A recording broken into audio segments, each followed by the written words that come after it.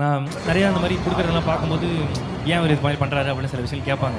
குடுக்கிறது ஒரு போதை, குடுத்து பழகிட்டா நிறுத்தவே முடியாதுன்னு சொல்லுவாங்க. இருக்கிறதுல நல்ல விதமான ஒரு போதை அப்படின்னு நினச்சா இது நம்ம கொடுக்கறது தான் சொல்லலாம். ஸோ நீங்கள் சொல்லுங்களேன், எப்படி இருக்கு? நீங்கள் எனக்காக சில விஷயங்கள் இருந்தால் போதும்னு நினைக்கும் போது நீங்கள் அனைவருக்குமாக எல்லா விஷயங்களும் நீங்கள் கொடுக்கறதுக்கான ஒரு ஆள் ஆகிட்டீங்க.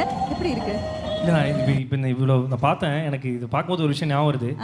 நான் நிறையா அந்த மாதிரி கொடுக்குறதெல்லாம் பார்க்கும்போது ஏன் அவர் இது மாதிரி பண்ணுறாரு அப்படின்னு சில விஷயம் கேட்பாங்க.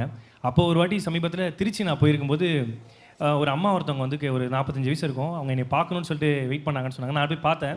என் பையன் வந்து உங்களை பார்க்கணுன்னாரு அப்படின்போது ஏன்னு கேட்கும்போது அந்த அம்மா சொன்னாங்க, நீங்கள் போடுற வீடியோலாம் பார்த்துட்டு எங்கள் வீட்டில் மெய்டு வேலை செய்கிறாங்க. எங்கள் பையன் வந்து ஒரு ஸ்கூலில் படிக்கிறாரு. அவருக்கு வந்து நாங்கள் பாக்கெட் மணி தருவோம். அந்த காசு சேர்த்து வச்சு அந்த மெய்டோட பையனை என் கூட சேர்த்து படிக்க வைங்க அப்படின்னு சொல்லி சொன்னாருன்னு சொன்னாங்க. ஸோ அது வந்து எனக்கு என்றைக்குமே இப்படிலாம் பார்க்கும்போது தான் ஓகே, நம்ம எங்கேயோ ஒரு சிறு ஸ்பார்க்காக இருக்கும் அப்படின்னு நினைக்கும்போது ரொம்ப சந்தோஷமாக இருக்குது. அது மாதிரி நான் சமீபத்தில் இந்த எஸ்எம்ஏ டைப் வேலை பாதிக்கப்பட்டது.